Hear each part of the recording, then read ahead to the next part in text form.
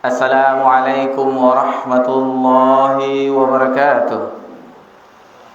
Innal hamdalillah nahmaduhu wa nasta'inuhu wa nastaghfiruh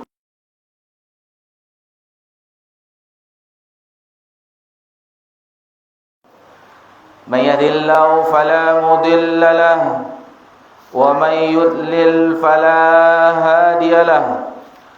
Ashhadu an la ilaha illallah wahdahu la syarika lah wa ashhadu anna Muhammadan abduhu wa rasuluh sallallahu alaihi wa ala alihi wa man sara ala nahjih wa tamassaka bi sunnati ila yaumiddin wa sallama tasliman katsira. Ya ayyuhalladzina amanu taqullaha haqqa tuqatih wa la tamutunna illa wa antum muslimun. Ya ayyuhan nasu taqu rabbakumul ladzi khalaqakum min nafsin wahidah wa khalaqa minha zawjaha wa batha minhuma rijalan katsiran wa nisaa'a. Wattaqullaha alladzi tasaaluna bihi wal arham innallaha kana 'alaikum raqiba. Ya ayyuhalladzina amanu taqullaha wa qulu qawlan sadida yuslih lakum a'malakum wa yaghfir lakum dhunubakum. Wa may yuti'illaha wa rasulahu faqad faza fawzan 'azima. Amma ba'd.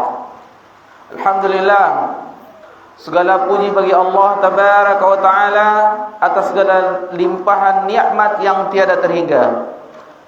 Nikmat Allah Subhanahu wa taala senantiasa tercurahkan kepada kita semuanya. Nikmat Allah Subhanahu wa taala senantiasa dinikmati oleh makhluknya dan tidak terhenti walaupun hanya sekejap mata. Kemudian salawat beriringkan salam kepada Nabi kita Nabi Muhammad sallallahu alaihi wasallam. Ma'syaral muslimin wal muslimat rahimani wa rahimakumullah. Di malam yang berbahagia ini, alhamdulillah kita telah memasuki tanggal 5 Jumadil Ula tahun 1444 Hijriah, bertepatan dengan 28 November 2022. Dan kalaulah kita hitung lebih kurang 4 bulan lagi, insyaallah kita akan memasuki bulan yang mulia, bulan Ramadan, bulan yang dirindu-rindukan oleh orang-orang yang beriman, orang-orang soleh terdahulu, sebagaimana diriwayatkan bahwasanya 6 bulan menjelang bulan Ramadan mereka berdoa kepada Allah Subhanahu wa taala agar disampaikan umurnya sampai bulan Ramadan, bulan yang mulia, bulan yang penuh berkah. Kemudian setelah 6 bulannya pasca Ramadan, mereka berdoa agar Allah menerima amal-amal ibadah mereka di bulan Ramadan. Karena bulan Ramadan adalah bulan yang penuh berkah, banyak keutamaan di dalamnya. Salah satunya yang kita ketahui, di antara 10 malam terakhir, di malam ganjilnya ada malam Lailatul Qadar, khairum min alfi syahr, lebih baik daripada 1000 bulan. Itu makanya orang-orang soleh, bahkan para ulama terdahulu, meliburkan majlisnya, menutup semua kitab-kitab pelajarannya, dan mereka cuman bermuamalah dengan Al-Quranul Karim. Dan ini sekedar mengingatkan kita akan waktu.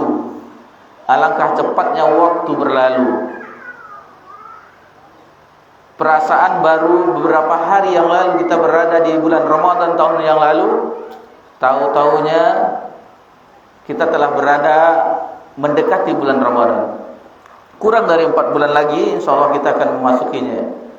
Dan begitulah jarak kita dari mulai lahir seolah-olah kita menuju kepada kematian.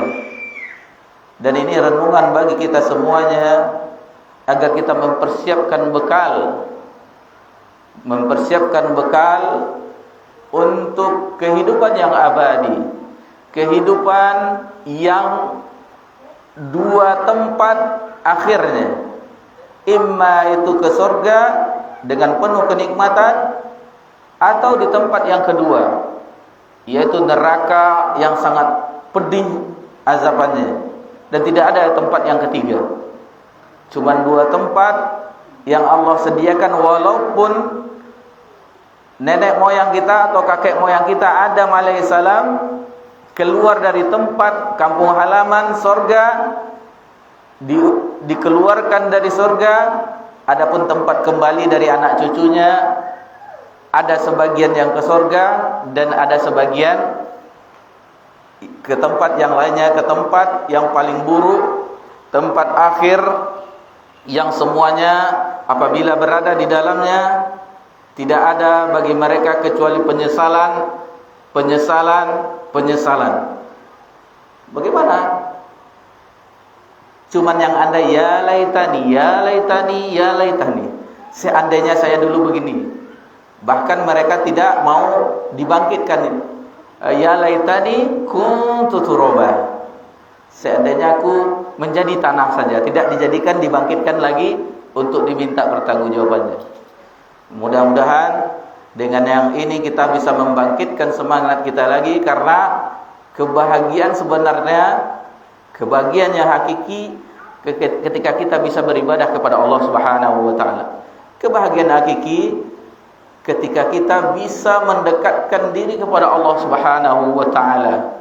Sebagaimana Allah Subhanahu wa taala berfirman dalam surah An-Nahl ayat 97, "Man 'amila shalihan min dzakarin wa aw untha wa huwa mu'min falanuhyiyannahu hayatan thayyibah."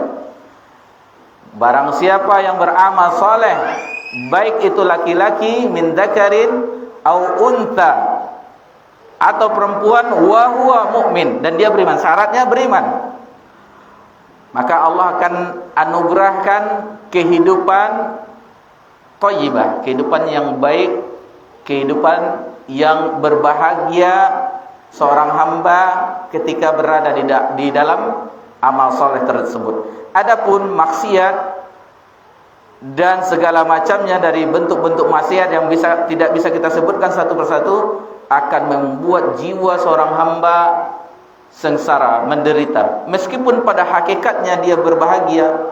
Contoh, seseorang minum khamar, kita melihat dia tertawa, akan tetapi jika kembali dia ke dalam kesadarannya, maka seolah-olah dia tidak mau melakukannya yang barusan membuat dia bahagia katanya.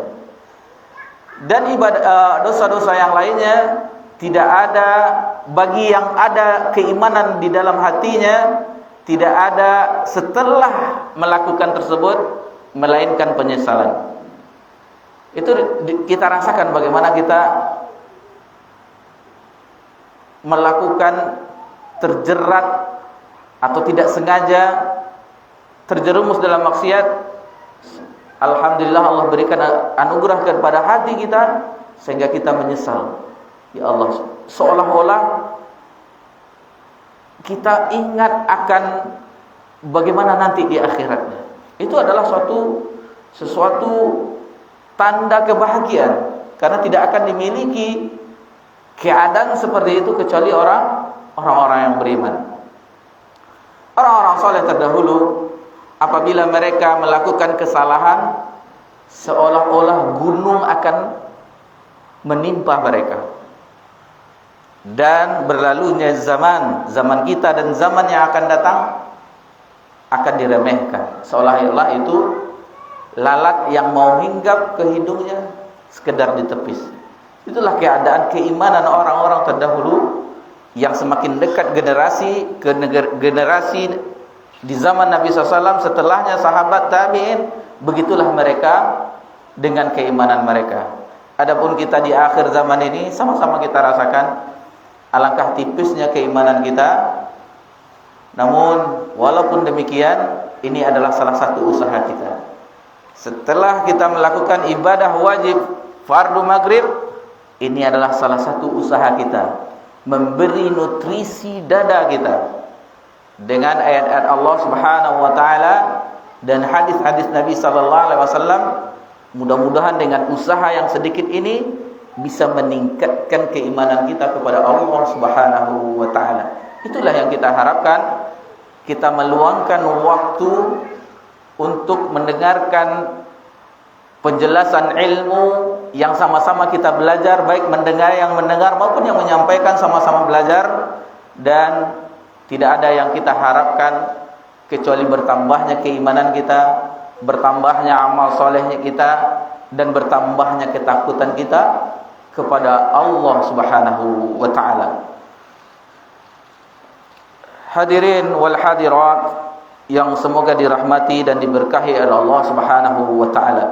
Di pekan yang lalu, di Senin yang lalu, alhamdulillah kita telah memasuki pelajaran tentang 3 landasan pokok utama, di mana muallif rahimahullah taala menyebutkan dalam matanya fa idza qila lak, dan apabila ditanyakan kepada anda, kepadamu, mal usulu thalathatul lati yajibu 'alal insani ma'rifatuha, apa itu 3 pokok yang wajib atas setiap insan, atas setiap jiwa, atas setiap manusia untuk mengetahuinya, untuk mempelajarinya. Faqul, maka katakanlah, jawablah, ma'rifatul abdi rabbah, yaitu pengenalan, pengetahuan seorang hamba akan Rabbnya. Dan ini yang paling utama. Ini yang paling utama. Wadina, dan agamanya. Sebagaimana di awal, ma'rifatud dinil Islam bil adillah, mengenal Islam dengan dalil-dalil, bukan dengan cerita hikayat, bukan dongeng-dongeng sebagaimana yang kita saksikan di zaman kita ini. Sangat gersang majelis ilmu karena di dalamnya sedikit sekali dibawakan ayat-ayat Allah Subhanahu wa taala dan hadis-hadis Nabi sallallahu alaihi wasallam. Gersang, majelis yang gersang, cerita yang tidak ada sumbernya dari agama. Dan kita tidak menyalahkan umat karena keadaan kita sekarang telah disampaikan oleh Nabi sallallahu alaihi wasallam. Tidak ada berlalu suatu zaman melainkan zaman sesudahnya lebih buruk daripada sebelumnya. Dan waktu pun terus berjalan. 1400 tahun yang lalu kita berada di zaman ketika risalah ini turun. Alangkah jauhnya jarak kita. Jadi ibarat sungai, mata air yang mengalir dari hulu, alangkah banyaknya kotoran-kotoran yang terbawa. Kita umpamakan seperti itu, dari hulunya, dari mata airnya, dari pertama kali Jibril turun menurunkan tugas dari Rabb-Nya kepada Nabi Muhammad SAW, berlalu zaman. Kita perhatikan bagaimana aliran sungai, di bawahnya sampah, bangkai binatang, semua kotoran rumah tangga, semuanya akan dibawa. Begitulah keadaan ajaran agama ini. Semakin ke ujung, maka semakin banyak kotoran-kotoran pemikiran yang mengotori ajaran yang murni ini. Kemudian yang ketiga, wa nabiyahu Muhammadan sallallahu alaihi wasallam, dan mengenal nabinya Muhammad sallallahu alaihi wasallam. Ini telah kita jelaskan dan kita membawakan hadis yang sangat panjang yang kita bawakan secara makna, hadis Bara' bin Azib. Ini adalah ujian pertama bagi setiap anak cucu Adam ketika dia dikuburkan.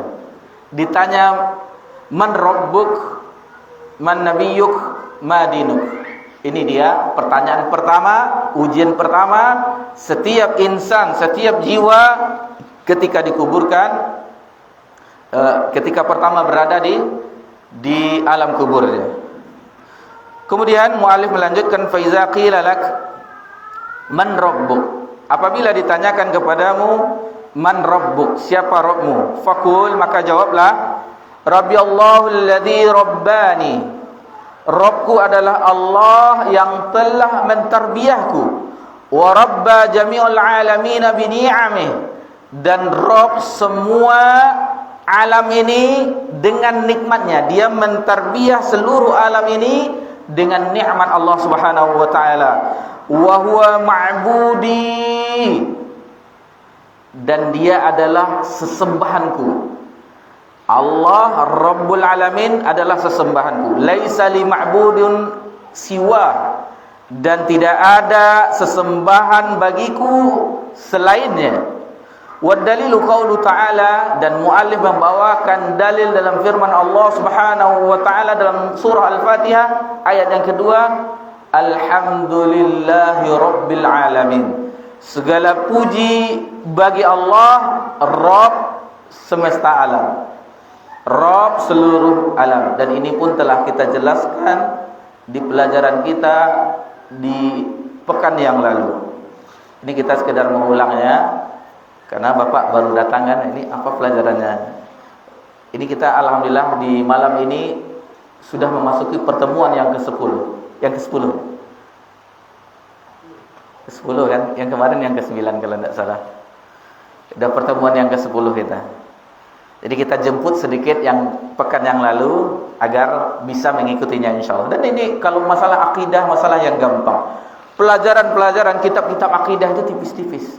Berbeda dengan fikih, berbeda dengan hadis yang berjilid-jilid. Matanya berapa lembar? Seperti Al-Ushul Tsalatsah sekitar 13 lembar. Paling banyak itu Kitabut Tauhid. Kitabut Tauhid itu baru agak panjang itu. Tapi yang lain-lainnya Qawaidul Arba itu cuma beberapa lembar. Memang begitu kitab-kitab akidah para ulama yang lainnya itu tidak terlalu panjang. Karena akidah ini sumber hukumnya cuma 2. Karena dia tidak ada penambahan seperti fikih, ada qiyas, ada ijma dan yang lainnya. Masalah akidah cuma 2 sumbernya, Al-Quran dan hadis, dan tidak ada yang lainnya. Itu makanya akidah itu tidak terlalu panjang kitab-kitab yang disusun oleh para ulama. Baik, selanjutnya fa iza qila lak, dan apabila ditanyakan kepadamu bima arafta rabbak, bagaimana engkau mengenal Rabbmu. Di pekan yang lalu kita jelaskan pertanyaan-pertanyaan tentang mengenal Rabbul Alamin. Yang pertama yaitu bertemu langsung, melihat langsung, atau orang yang lain yang bertemu langsung. Dan ini tidak ada satupun manusia yang melihat Allah. Walaupun itu Nabi Musa ketika menerima amanah Taurat yang ingin melihat Allah Subhanahu wa taala, telah kita bawakan ayatnya dalam surah Al-A'raf, lan tarani, sungguh engkau tidak akan sanggup melihatku.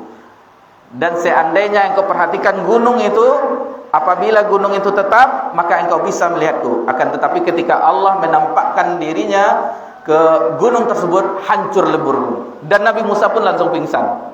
Ketika siuman, Nabi Musa pun lalu bertaubat kepada Allah Subhanahu wa taala. Begitu juga dengan Nabi kita Nabi Muhammad sallallahu alaihi wasallam ketika peristiwa Mi'raj ke Sidratul Muntaha, ditanyakan oleh sahabat, tidak melihat Allah, tetapi kalamullah, berbicara, berdialog dengan Allah Subhanahu wa taala. Ini tentang di dunia, tidak ada satupun manusia di dunia ini yang melihat Rabb. Jadi pertanyaan pertama batal. Adapun pertanyaan pertama yang kedua batal. Orang yang pernah melihat dan kabar dari orang yang pernah melihat, berarti ini tidak ada sama sekali. Yang kedua, mengenal Rabbul Alamin, yaitu dengan yang mirip. Kita perumpamakan misalnya suatu benda untuk memahami kita, kerbau. Masih ada yang miripnya. Maksudnya yang miripnya adalah sapi. Itu mirip. Bisa mirip ini ya, cuman kerbau ada tanduknya agak panjang ini ya, seperti itu. Akan tetapi untuk mengenal Allah Subhanahu wa taala, pertanyaan ini sirna. Karena Allah bantah dalam firman-Nya, laisa kamitslihi syai'un wa huwas samiul. Tidak ada yang seperti Allah dengan sesuatu apapun, dan Dia Maha melihat dan Maha mendengar. Dan di dalam surah Al-Ikhlas, lam yalid wa lam yulad wa lam yakul lahu kufuwan ahad. Dia tidak beranak dan tidak pula diperanakkan, dan tidak ada satupun yang setara dengan Allah Subhanahu wa taala. Sirna pertanyaan ini. Jadi tidak ada pintu-pintu lain yang bisa untuk mengenal Rabbul Alamin kecuali dengan ayat-ayat Allah, dengan makhluk-makhluknya, maksudnya dengan ciptaan Allah Subhanahu wa taala dan ayat-ayat Allah Subhanahu wa taala. Di antara ayat Allah ada yang kauniyah dan ada yang syar'iyah. Kauniyah ini yang Allah ciptakan, adapun syar'iyah yaitu firman Allah Subhanahu wa taala, kitabullah dan hadis Nabi sallallahu alaihi wasallam. Dengan itulah kita bisa mengenal Allah Subhanahu wa taala. Dan kemarin telah kita kunci supaya pikiran kita tidak bergerak, jangan pernah memikirkan zat Allah Subhanahu wa taala. Yang harus ada dalam pikiran kita, yang kita pikirkan adalah ciptaan Allah Subhanahu wa taala, makhluknya, tanda-tanda kebesaran Allah Subhanahu wa taala, dan sifat-sifat Allah Subhanahu wa taala. Dan telah kita ingatkan juga bagaimana iblis akan menyesatkan, syaitan akan menggoda hati kita, memberikan was-was sampai pertanyaan siapa yang menciptakan Allah. Ini kalau ada terbesit seperti itu, atau di dalam pikiran kita terbesit, maka segera berlindung kepada Allah Subhanahu wa taala. Itu iblis, syaitan yang akan menyesatkan kita. Sudah paham bagaimana memahami, mengenal Allah Subhanahu wa taala. Baik. Selanjutnya, fakul, maka jawablah bi ayatihi wa makhluqatihi, dengan ayat-ayat, dengan tanda-tandanya dan dengan segenap ciptaannya, makhluk-makhluknya. Wa min ayatihi, dan di antara tanda-tandanya al-lail wan nahar, adanya malam dan siang. Itu tanda-tandanya. Wasyamsu wal qamar, matahari dan bulan, bintang-bintang. Wa min makhluqatihi, dan di antara makhluk-makhluknya as-samawatus sab' wal ardunas sab', yaitu langit yang 7 lapis, begitu juga dengan bumi yang 7 lapis. Wa ma fihinna wa ma bainahuma, dan apa-apa yang di dalamnya dan apa-apa yang di antaranya. Dan alhamdulillah sampai di situ kajian kita yang di pekan lalu. Dan di hari ini, di malam yang berbahagia ini, ma'asyiral muslimin wal muslimat rahimani wa rahimakumullah, kita lanjutkan pelajaran kita ke paragraf berikutnya. Abu Zaid, tafadhal, iqra. Wa dalilu qaulu ta'ala.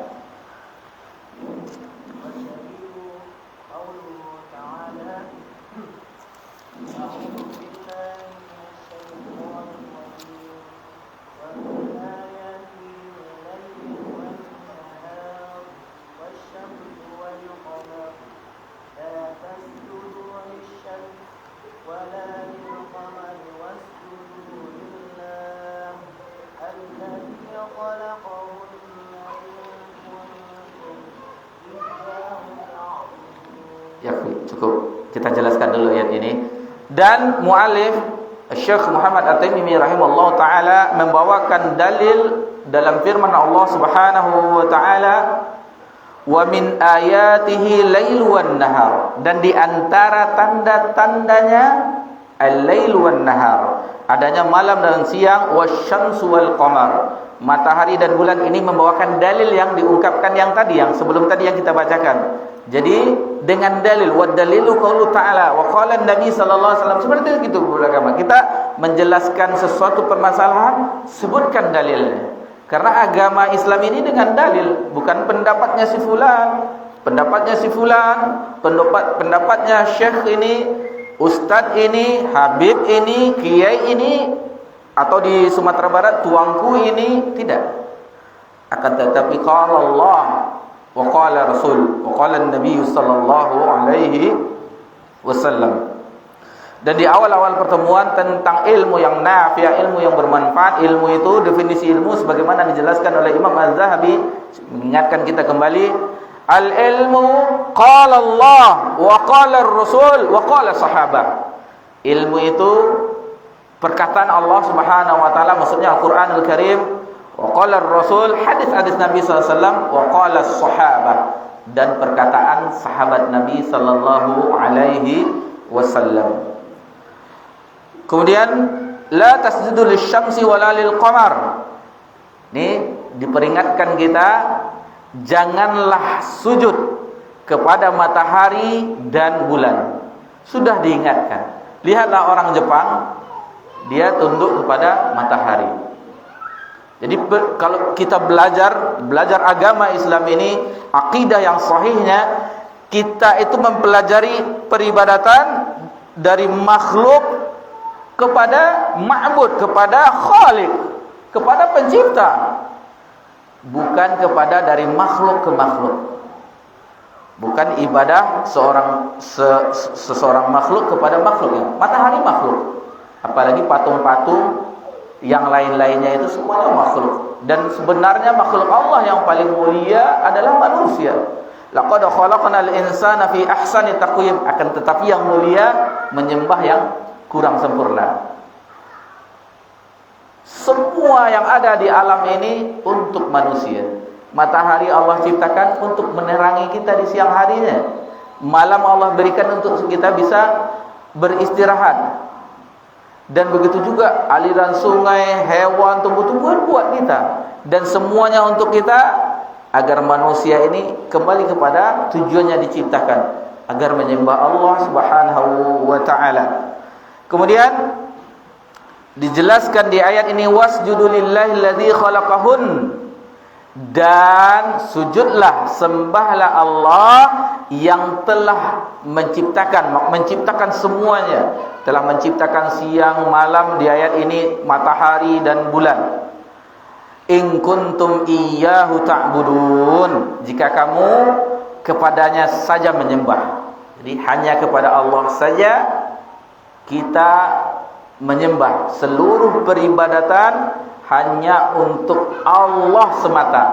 Tidak ada sedikit pun walaupun seberat zarah atom debu untuk makhluk. Itu makanya riya itu termasuk syirik kecil, tapi karena dia ibadahnya bukan untuk Allah Subhanahu wa taala, untuk pujian, mengharapkan pujian dari manusia. Sudah azan. Kita azan dulu, insyaallah nanti pada azan kita lanjutkan pelajaran kita insyaallah.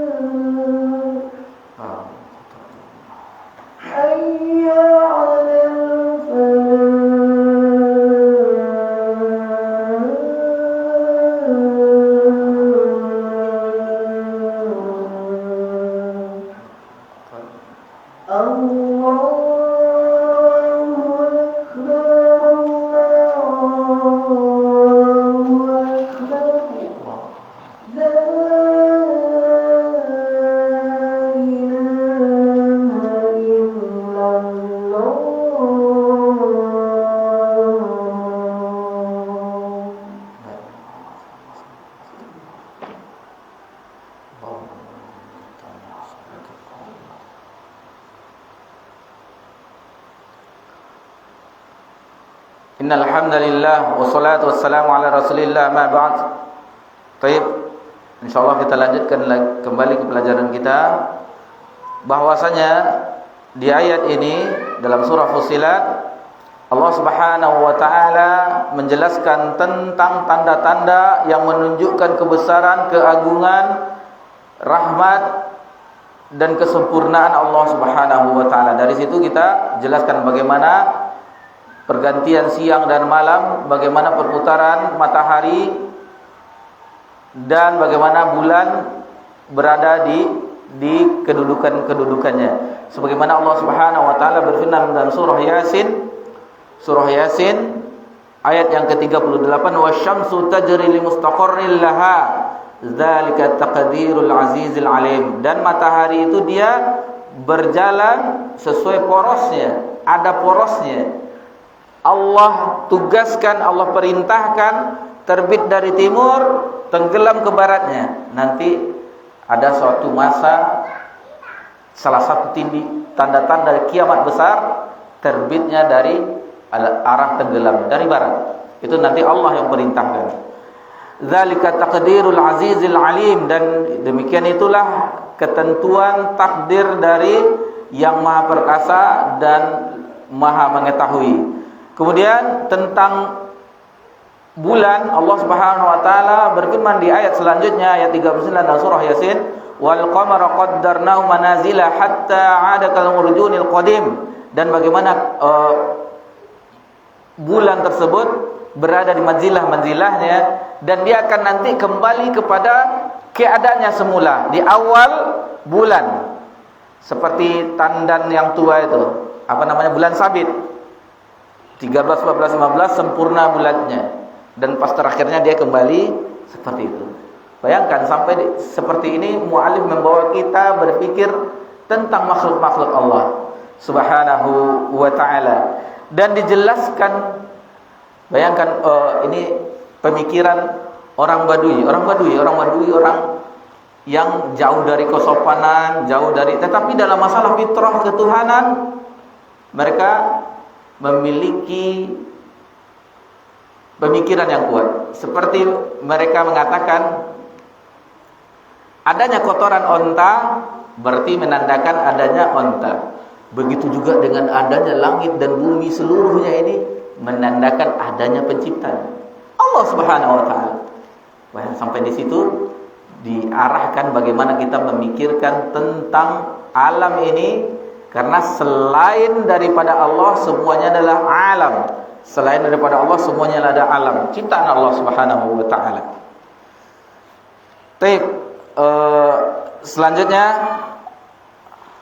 di ayat selanjutnya bahwasanya Allah taala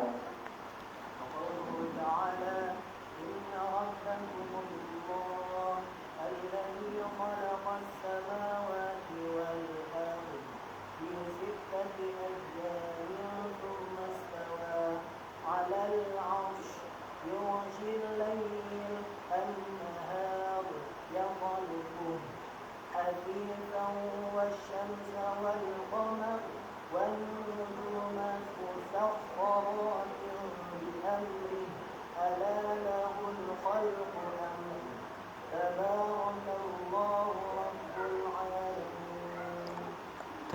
Ya, cukup.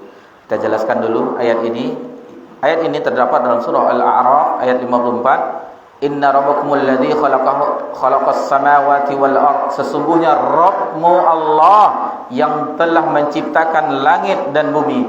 Fi sittati ayyamin tsumma stawa 'alal 'arsy. Kemudian dalam 6 masa, dalam 6 hari kemudian dia istiwa di 'arsy. Al-lail wan nahar yatlubu hashisha wasyamsa wal qamar wan nujuma musyakharatun bi amri. Dan bagaimana malam itu, siang itu ditutupi oleh malam dengan cepat, dan matahari dan bulan, bintang itu tunduk semuanya atas perintah Allah Subhanahu wa taala. Ala lahu khalqu wal amr. Ketahuilah bahwasanya menciptakan dan memerintah itu adalah milik Allah Subhanahu wa taala. Tabarakallahu rabbul alamin. Dan Maha suci Allah, Rabb semesta alam. Ayat ini beberapa pelajaran yang disimpulkan, dan ini kita ambil dari syarahnya Syekh Muhammad bin Shalih Al-Utsaimin ketika mensyarah Ushul Tsalatsah ini, bahwa pertama ayat ini bahwasanya Allah di sini Allahul ladzi khalaq as-samawati wal ardh. Allah itu pencipta. Allah itu pencipta makhluk. Seluruh makhluk di sini dijelaskan matahari, langit dan bumi, dan bergantian siang dan malam sebagaimana di ayat sebelumnya juga dijelaskan tersebut. Lalu Allah Subhanahu wa taala menciptakan dalam 6 masa. Kenapa 6 masa? Mungkin kenapa tidak 1 hari saja? Dan di akhir surat Yasin, idza arada syai'an ayaqul lahu kun fayakun. Jika Allah berkehendak maka kun, katakan kun, maka terjadilah kun fayakun. Ini kata ulama bahwa ini adalah hikmah dari Allah Subhanahu. Terserah Allah. Allah mau membuat 6 hari, 7 hari, sebulan, itu terserah Allah. Ini menunjukkan hikmah bagaimana Allah berbuat fa'al lima yurid. Dan tentang perbuatan Allah kita tidak boleh menanyakan, akan tetapi nanti kita yang ditanya tentang perbuatan kita. Yang ketiga, pelajaran dari dalam surah Al-A'raf ayat 54 ini, bahwa Allah Subhanahu wa taala menjadikan malam penutup siang. Jadi seolah-olah cahaya siang tersebut yang terang benderang dengan matahari seolah-olah diselimuti oleh malam. Tertutup, dia gelap. Tertutup oleh seolah-olah diselimuti, hilanglah cahaya matahari di siang tersebut. Adapun yang keempat, Allah Subhanahu wa taala menjadikan matahari, bulan dan bintang tunduk kepada perintah dan kekuasaannya. Seperti tadi kita jelaskan bagaimana matahari dia berjalan di porosnya.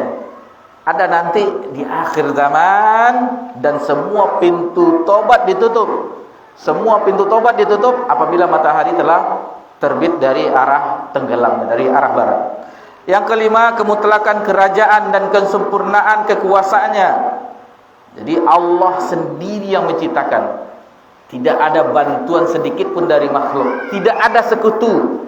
Berbeda kalau kita membuat bangunan ini saja ada arsiteknya, ada mandornya, ada tukang buruh aduk semennya, ada semuanya ada. Ada bagian listriknya, ada bagian yang lain-lainnya. Tetapi Allah menciptakan seluruhnya ini tanpa ada satu bantuan. Masya Allah, Maha besar Allah Subhanahu wa ta'ala. Lalu yang terakhir, bahwasanya ini menunjukkan rububiyah Allah Subhanahu wa ta'ala. Karena sebelumnya kita jelaskan di pertemuan kita sebelumnya bahwasanya secara mudah di ulama akidah memahami bahwasanya tauhid itu dibagi 3. Dan ini kenapa harus 3? Telah kita jelaskan. Begitu juga dengan ulama-ulama qiraah, memudahkan kita ada hukum iqra, izhar yang lainnya agar kita memudahkan kita untuk mempelajari hukum-hukum bacaan tajwid dalam Al-Quran. Begitu juga dengan fikih, ada wajib, haram, sunat yang lainnya untuk memudahkan kita juga, dan agar kita mana yang didahulukan wajib dengan sunat. Begitu juga dengan akidah. Akidah dirinci oleh ulama akidah untuk memahami kita. Jadi ini suatu bukan hal yang baru. Ada juga sebagian orang, dari mana pula dasarnya, mana dalilnya? Dalilnya memang tidak ada, tetapi zaman dulu kan bukankah Allah rububiyahnya ada, Allah yang menciptakan, Allah yang mengatur, Allah yang memberi rezeki, kan Allah menghidupkan, Allah mematikan, kan sudah ada sejak zaman dahulunya. Begitu juga dengan uluhiyah, hanya Allah satu, semua ibadah hanya untuk Allah. Bukankah begitu para nabi dan rasul diutus untuk mentauhidkan Allah Subhanahu wa taala? Dan tentang juga asma wa sifat, bahwa Allah itu memiliki nama-nama yang indah, asmaul husna wa sifatul ulia, dan sifat-sifat yang maha tinggi. Jadi kalau seandainya ada orang mengatakan kita sudah belajar, kita bantah. Oh begini maksudnya. Nah, jadi kan ada, kita lihat bagaimana, mana ada tauhid dibagi tiga ini. Bahkan ada pula ada yang 4 hukumiyah katanya. Jadi ini agar kita tidak ada kerancuan dalam hati kita dalam belajar, dan itulah manfaat kita belajar untuk menghilangkan, mengangkat kejahilan dari diri kita, dari jiwa kita. Jadi apapun yang masuk kepada kita dan kita timbang dengan Al-Quran dan hadis dan ulama, pemahaman ulama, dan kita bisa menolaknya apabila itu bukan dari Islam, dan apabila itu betul-betul ajaran Islam, maka kita mudah untuk menerimanya. Baik, kita lanjutkan ke paragraf berikutnya. Baik.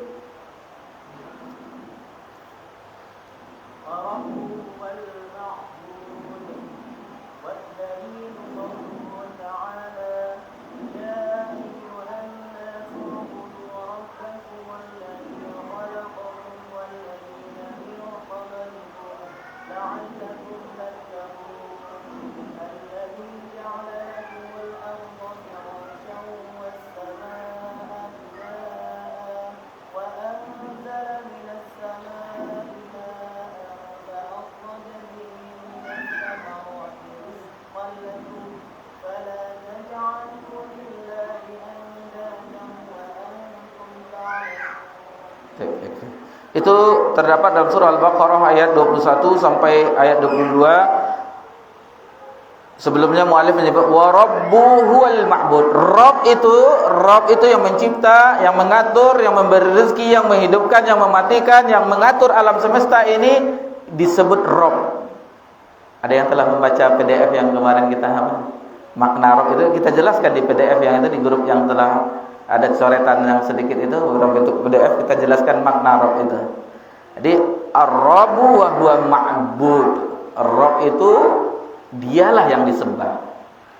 Wa dalilu qaulu ta'ala, dalilnya ini dibawakan dalam surah Al-Baqarah ayat 21 sampai ya ayyuhan nasu u'budu rabbakumul ladzi khalaqakum wal ladzina min qablikum la'allakum tattaqun. Wahai manusia, diseru manusia mulai dari Adam alaihissalam sampai manusia terakhir di akhir zaman, diseru oleh Allah Subhanahu wa taala, wa'budu rabbakum. Wa'budu telah kita tahu setiap yang penafsiran Abdullah bin Abbas, setiap dalam ayat Al-Quran ada kata wa'budu ya'buduni, maka ay yuwahidun, maksudnya tauhidkanlah. Jadi wahai manusia, sembahlah Allah. Kalau kita lihat terjemahkan, maksudnya tauhidkan Allah Subhanahu wa taala. Rabbukum, Rabbmu, alladzi khalaqakum, yang telah menciptakanmu, walladzina min qablikum, dan orang-orang sebelum kamu. Tujuannya apa? La'allakum tattaqun, agar kamu bertakwa. Dan takwa ini telah kita bahas di kajian kita di Rumbai tentang takwa ini. Tidak cukup waktu menjelaskannya, saking dan semua syariat ini diturunkan tujuan utamanya adalah takwa. Perhatikan dalam surah Al-Baqarah di awalnya, alif lam mim dzalikal kitabu la raiba fihi hudal lil muttaqin. Petunjuk orang bertakwa itu adalah Al-Qur'anul Karim. Di perintah puasa di ujungnya, ya ayyuhalladzina amanu kutiba alaikumusiyam kama kutiba alal ladzina min qablikum la'allakum tattaqun. Dan takwa itu sebaik-baik bekal di dunia dan di akhirat. Wa tazawwadu fa inna khairaz zadi taqwa. Berbekallah, sebaik-baik bekal adalah takwa. Dan takwa itu surga diwariskan, diperuntukkan, disediakan bagi orang-orang yang bertakwa. Uiddat lil muttaqin wa syari'u ilal maghfiratu rabbikum wa jannatin arduha ka'ardis samawati wal ardi. Uiddat lil muttaqin, untuk orang bertakwa surga itu. Semua banyak tidak wasiat Allah takwa, wasiat Nabi sallallahu alaihi wasallam, wasiat Nabi SAW dan wasiat para sahabat, para ulama agar bertakwa. Setiap Jumat khatib usikum bittaqwa Allah, diingatkan kita agar bertakwa kepada Allah. Ini takwa ini dipersedia banyak sekali. Innallaha ma'al ladzina taqaw wal ladzina humul muhsinun. Sesungguhnya orang bersama yang bertakwa dan orang-orang berbuat kebaikan, dan seluruh kesulitan jalan keluarnya adalah takwa. Wa may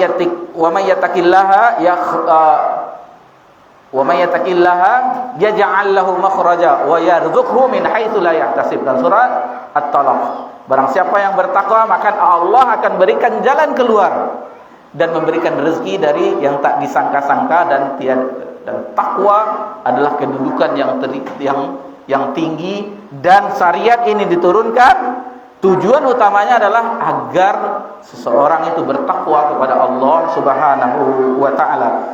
Allazi ja'alakumul ard. Jadi Allah yang telah menjadikan bagimu ard firasya, hamparan. Indahnya ciptaan Allah. Bagaimana hamparan? Seperti kita tidur di atas kasur, kita dihamparkan, enak. Bumi itu seperti juga enak bumi. Tidak ada susahnya kita di bumi itu. Dan kalau kita lihat cerita orang juga, ini NASA atau sebagainya, kalau di Mars itu, di bulan itu pakai oksigen, terbang lah, ataya tendak, kita nggak tahu kan. Tapi di bumi ini bayangkan indahnya kita. Istirahat kita dihamparkan ciptaan Allah Subhanahu wa taala. Was samaa binaa, dan langit itu sebagai atapnya. Perhatikan langit yang kokoh, yang berlapis 7 sampai langit ke-7 Sidratul Muntaha, maka tidak ada satupun tiang yang kita dapat. Tidak ada pun satu tiang. Sementara bangunan-bangunan kalau tidak ada tiangnya rubuh. Ini Allah yang menciptakan, tidak ada tiang, tanpa tiang langit. Jadi lalu Allah wanzala minas samaa'i maa'a, dan Allah menurunkan dari langit itu air. Maksudnya hujan. Fa akhraja bihi minas thamarati rizqan lakum, dan darinya nanti air itu bermanfaat, maka darinya ada thamarat, buah-buahan, rizqan lakum, sebagai rezeki untukmu. Dalam surah apa? An-Naziat sama Abasa, mata'an lakum wa li'an'amikum, sebagai makanan bagimu dan juga hewan ternak. Mata'an lakum wa li'an'amikum. Masyaallah, untuk kita dan hewan ternak kita. Manfaat air dan tumbuh-tumbuhan, buah-buahan. Fala taj'alu lillahi andada, maka diingatkan kita tentang yang tadi, kejadian agar bertakwa. Allah menciptakan langit yang tanpa tiang tersebut, hamparan bumi tersebut, rezeki yang lain, buah-buahan. Allah ingatkan, fala taj'alu lillahi andada, maka jangan jadikan terhadap Allah itu tandingan-tandingan. Wa antum ta'lamun, dan kamu mengetahui, kan kamu tahu, enggak kamu perhatikan alam semesta. Inna fi khalqis samawati wal ardi wa ikhtilafil laili wan nahari la ayatil liulil albab. Berpikir kita, Masya Allah. Allah tidak butuh bantuan dalam menciptakan semua ini. Jangan diangkat sesuatu sama dengan Allah. Allah di atas, tidak boleh yang untuk ibadah kepada selain Allah. Hanya satu-satu ibadah itu hanya untuk Allah. Wa antum ta'lamun, dan kamu mengetahuinya. Baik, satu paragraf lagi. Qala Ibnu Katsir.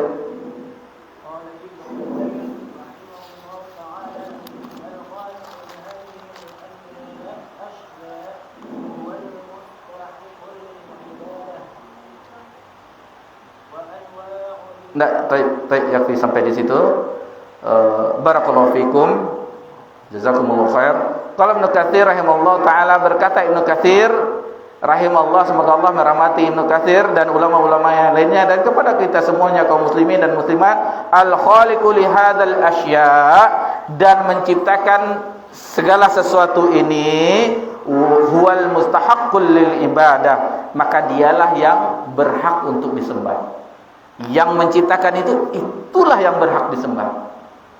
Ibnu Katsir menjelaskan tentang ayat tadi, yang menciptakan ini langit, bumi, matahari, bulan, nujum, bintang-bintang dan segala yang telah menjelumkan angin, maka terhadap yang seperti itu yang telah memberikan rezeki, maka itulah yang berhak diibadah. Itulah yang berhak disembah. Tidak ada boleh yang lainnya. Fala taj'alu andada lillahi andada wa antum ta'lamun. Lalu sebelum kita akhiri kajian kita ini, sedikit kita santai. InsyaAllah akan kita bawakan secara ringkas biografi dari imam besar Al-Imam Ibnu Katsir rahimahullah ta'ala. Kita sering mendengar namanya Al-Mufassir, Al-Hafiz Ibnu Katsir, dan banyak sekali pujian-pujian ulama terhadapnya. Al-Hafiz itu mufassir, dia ulama tafsir. Al-Hafiz itu bukan hafal Al-Quran, bukan. Karena 11 tahun Ibnu Katsir telah hafal Al-Quran. Kenapa orang di zaman ini hafal Al-Quran diberi gelar Al-Hafiz? Karena langkanya orang menghafal Al-Quran di zaman ini. Jadi maka dikatakan, kalau zaman dahulu, di zaman-zaman ilmu, dan Imam Al-Zahabi rahimahullah ta'ala ketika menuliskan di kitabnya Syiar A'lamun Nubala, menukilkan mulai dari biografi Nabi SAW sampai ulama-ulama di zamannya tahun 700 Hijrihan, dia mengatakan di dalam Syiar A'lamun Nubala, saya tidak menemukan satu pun dari anak sahabat Nabi SAW yang tidak hafal Al-Quran. Jadi seluruh anak sahabat Nabi itu hafal Al-Quran. Dan sahabat ada yang tidak hafal Al-Quran. Kenapa? Karena dia di usia senjanya dia masuk Islam. Karena sebelumnya dia seperti sahabat-sahabat yang tua, dan tidak berapa lama dia meninggal, wafat. Adapun anak-anak sahabat semuanya hafal Al-Quran.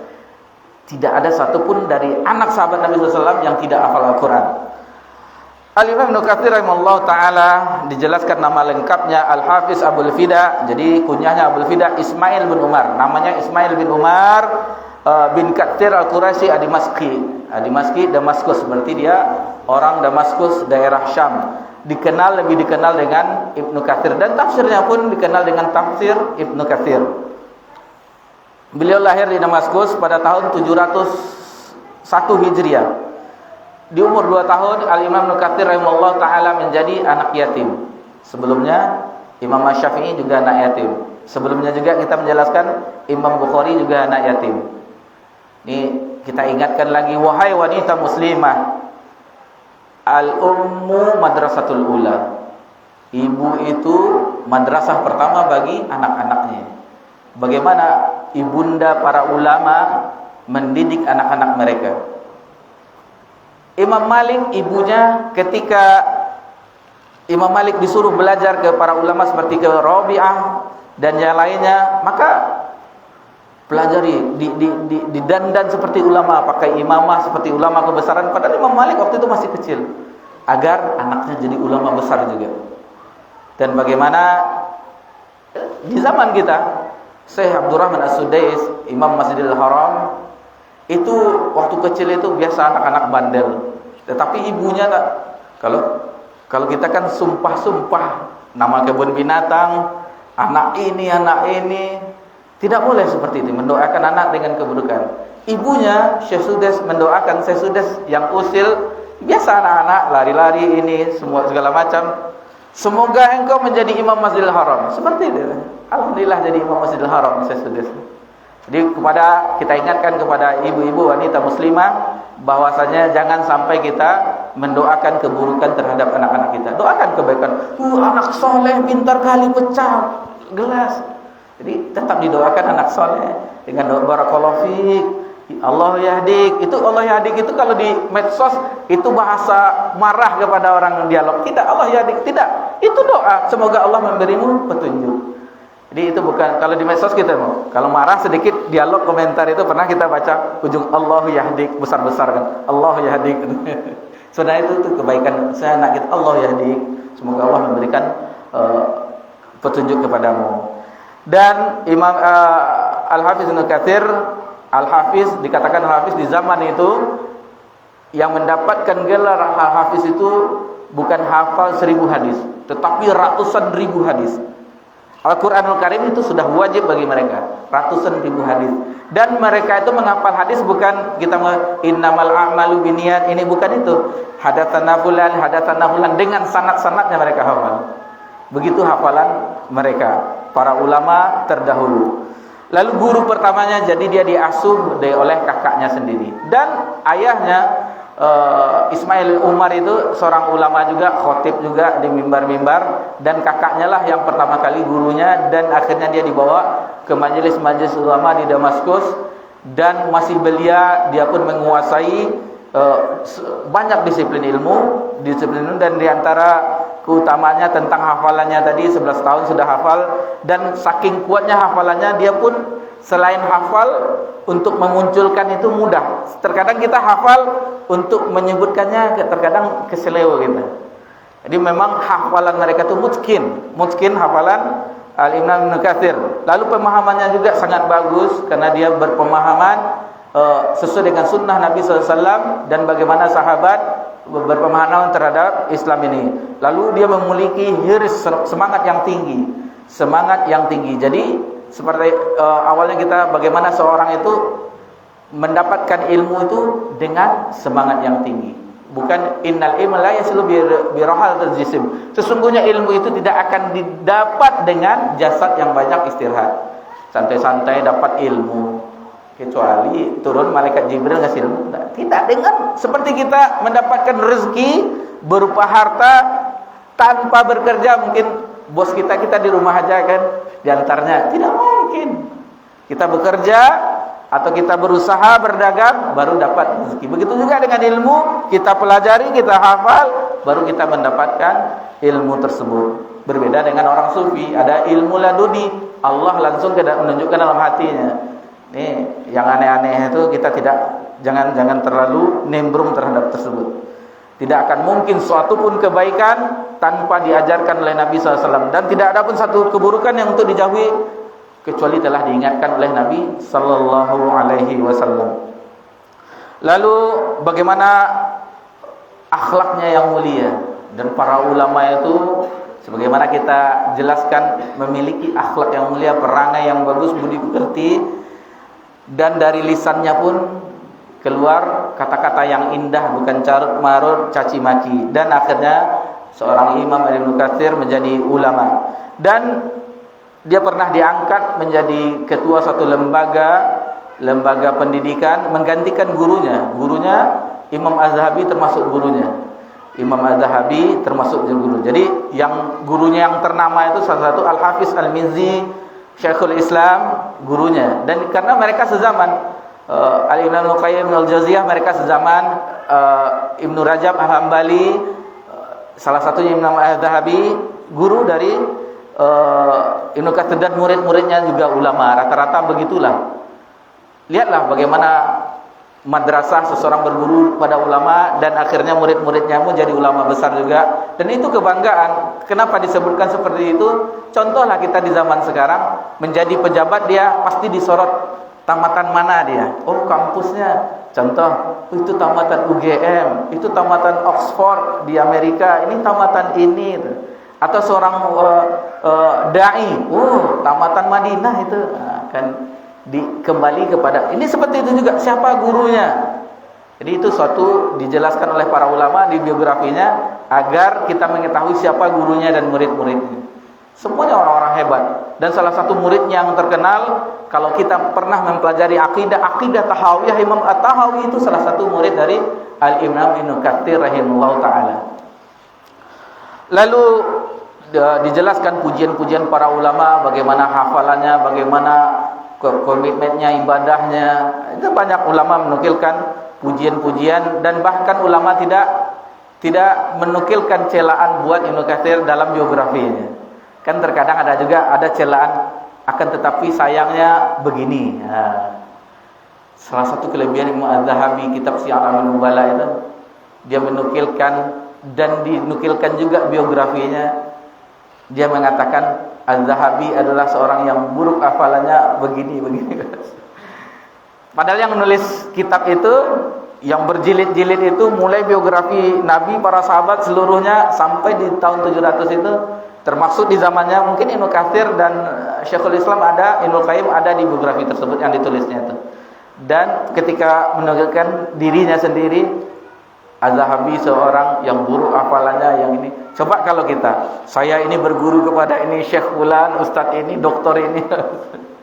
Masya Allah. Gitulah para ulama tawaduk, ulama tawaduk. Karena mereka tidak mengharapkan pujian. Setelah mereka tiada, akhirnya nama mereka diangkat oleh generasi setelahnya. Bahkan sampai sekarang kita merujuk ke tafsirnya. Apa ungkapan Ibnu Katsir dalam ini? Apa sedikit-sedikit Ibnu Katsir itu karena tafsir Ibnu Katsir itu kelebihannya menafsirkan bil ma'thur.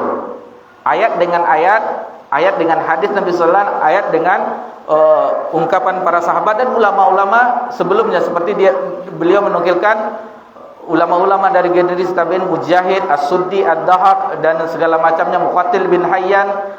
Lalu zaman-zaman setelahnya seperti kitab tafsir yang legendaris, kita harus tahu adalah kitab tafsir At-Tabari.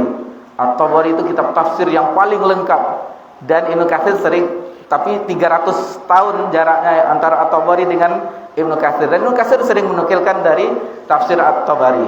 Dan tafsir Ibnu Katsir ini namanya tafsir Al-Qur'anul Azim, lebih dikenal dengan tafsir Ibnu Katsir. Dan kitabnya banyak sekali, diantara yang terkenal oleh penuntut ilmu tafsir Ibnu Katsir yang kedua Al-Bidayah wan Nihayah. Itu yang pertama sampai terakhir, mulai dari penciptaan pena, lalu Lauh Mahfuz ditulis semuanya, lalu penciptaan malaikat kalau tidak salah, pokoknya semuanya, malaikat, penciptaan langit, bumi, pepohonan, penciptaan seluruhnya, Adam, sampai para nabi disebutkan, Nabi Muhammad SAW, para sahabat, sampai di zaman Ibnu Katsir dan zaman sesudahnya dijelaskan juga sampai masuk surga dan neraka. Dari awal penciptaan sampai surga dan neraka dijelaskan oleh Al-Bidayah. Masya Allah. Kitab sejarah yang mencakup sebelum dan sesudahnya. Kitab yang besar, Masya Allah. Dan di usia senjanya Al-Imam Ibnu Katsir, Al-Hafiz Ibnu Katsir rahimahullah ta'ala mengalami kebutaan, dan beliau wafat di tahun 774 di Damaskus, Syam dulu, karena dulu negeri itu Syam di zaman Umar waktu itu adalah suatu provinsi gubernur. Kegubernuran ada gubernurnya Syam. Namun sekarang telah dipecah-pecah oleh penjajah orang-orang Eropa, maka sekarang ada Yordan, ada Palestina, ada Suria, ada Libanon, sudah dipecah-pecah. Kalau dulu itu negeri Syam semuanya. Dan beliau diwafatkan dan dikuburkan di samping gurunya Syekhul Islam Al-Imam Ibnu Taimiyah rahimahullah. Semoga Allah merahmati para ulama-ulama kita. Dan ini adalah sedikit yang bisa kita sampaikan tentang biografi orang-orang yang mulia, orang-orang yang pernah hidup di permukaan bumi ini, dan bagaimana mereka menjalankan agama ini, bahkan mereka lupa akan kehidupan akhirat, kesenangan, maksudnya kesenangan sementara di dunia. Yang mereka inginkan adalah kebahagiaan, senang-senang di akhirat kelak, di surga Allah Subhanahu wa taala. Itulah yang mereka inginkan dengan hidup yang sementara di dunia ini. Baik, kita cukupkan pelajaran kita sampai di sini. Insyaallah akan kita lanjutkan ke pembahasan selanjutnya tentang wa anwa'ul ibadah, tentang pembagian-pembagian. Setelah yang berhak diibadahi, lalu dijelaskan ibadah-ibadah saja. Ibadah-ibadah apa saja yang harus kita peruntukkan kepada yang al-ma'bud, kepada yang disembah tersebut. Mohon maaf jika ada perkataan yang salah atau yang lainnya karena kekeliruan, karena kebenaran itu mutlak milik Allah dan Rasulnya. Subhanakallahumma wa bihamdika, asyhadu an la ilaha illa anta, astaghfiruka wa atubu ilaik. Wassalamu ala nabi Muhammad sallallahu alaihi wasallam wa ala alihi washabbihi ajmain. Walhamdulillahi rabbil alamin. Wassalamu alaikum warahmatullahi wabarakatuh.